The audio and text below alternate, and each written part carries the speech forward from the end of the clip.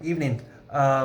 Just wanted to recount a particular experience I had while at the resort and was hoping it would be helpful for folks. So, I've been working on getting to the top of the 8 lanes of this particular rock climbing wall that we have here at this particular resort.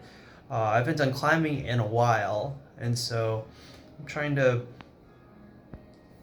jog in my memory proper technique and ways of thinking about climbing so that uh, when I'm doing it, I'm using my body and leveraging what I have as best I can to get to the top of these things. So for me, I've been able to get to at least 7 out of 8 of them, so I think that's good. What I found particularly interesting about doing it today was that you have a lot of parents whose kids are on this wall. So this particular climbing wall seems to be a lot more for kids to do, though any adult could do it, which is why I decided that I wanted to partake in doing it myself. And because I've been wanting to do climbing with Noah for quite a while, but I just haven't been able to do it. And so my thought process here was I'm going to work on just doing the best I can and doing this alongside my son. And it was a lot of fun. It is a lot of fun. Um, but it was interesting because we were the only, you know, father son, father daughter pair like doing this together. So it was interesting to watch him go up and completely destroy these courses, each of these 8 lanes of this particular building, this particular wall climbing structure. And what was really awesome was to hear him actually coach some of these other kids who were having problems at different points or various points in the wall. And he would say, hey, do this or do that, etc. And I realized that listening to him, not just coach the other kids, but also coach me as I struggle through some of these particular challenges, that it was a lot easier for me to take him seriously when he told me, okay, you got to try do this, do this, do this.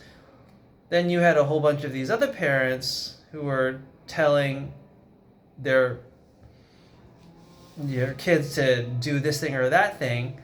And for me, it seemed a little silly. I mean, they can give hints, and obviously parents know more logically what to do when it comes to they need to grab this handhold or put their foot on this particular foothold so that they can ascend easier. And so it looks a lot more intuitive to parents. They go, "Oh, you can do it. Just put your foot there, or grab this hold, or pull up really hard, or put straighten your leg, etc." But they don't know what it's like to do it because they're not up there. They're not actually straining themselves to reach for that hold, and so they can't articulate how they can articulate in the reality of the situation that is required that one of those kids or myself is in, to go, okay, I know you're tired, I know this is what you're going through, but here's how you attenuate the lactic acid buildup in your arms, or how to make sure that you're not tiring out at X point in the climb, because they don't know what it's like. They're not actually doing the thing. And so I applaud them for standing at the bottom and encouraging their kids, but really what helps to understand how to really do it is to actually do the thing itself, which is why I respected Noah so much, because my son, he didn't just do it. He was actually really encouraging others and kind of guiding other folks, and the kids took him seriously because he actually knows he actually knew what he was doing. And the lesson I learned from just thinking about that today is, if there's something you want to do, don't find the people who are giving you sort of the backseat driver version of what you want to do, because in reality they're not actually driving the car. They're just telling you what it might be like to drive the car. You want someone who's actually driven the car. You want the actual driver of the car, or people who have done the job of driving the car. And so for whatever it is you're trying to accomplish, find folks who are doing it and actually ask them and get in community with them. That's why with me, to some degree, I really listen to a lot of these carnivores, because they've run the laps, and I want to know, well, here's what it's going to take to succeed eating carnivore for the long term. That's one specific example I have, and you can think of it for any particular subject matter, domain, or expertise. But if there's something in your life that you want to do, get with the people who've done it, because the speed at which you'll accelerate your progress is going to be so much better with folks who've actually done the climb, driven the car, than the folks who are just simply kind of lobbing stuff at you and not really knowing what it's like to do it. I also learned that while those parents were not knowledgeable, they were really encouraging, though. And I think that's sort of a secondary corollary that I wanted to learn. Don't just get around people who've done it. Get around people who believe in you and are willing to stand by you as you attempt something pretty hard, particularly if you attempt something pretty hard. I think we have so few people who are in other people's corners these days.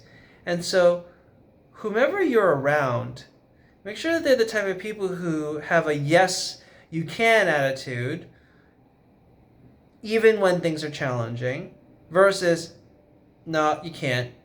I'm not a big fan of that sort of nonsense reverse psychological method to discourage people, and then some people say, well, he doesn't think I can do it, well, I can do it. No. I don't think most people actually work like that. I think most people want to be around folks who believe in them. Yes, be realistic, and yes, set reasonable goals, but also not to be a person who is kind of sitting on them and maybe even mocking them for not getting as far as they think they should. It's like that famous quote from Teddy Roosevelt. It's not the critic who counts, but is the man or woman in the arena marred by blood and sweat. That quote, right? Because for the great things that we want to accomplish in life, there's no substitute of getting through the storm, but through it, and earning that expertise in a hard and difficult fashion, because that experience is only something you can earn by really doing the hard stuff. And it's just really hard to do that when you have people around you who are just naysayers or, you can't do it.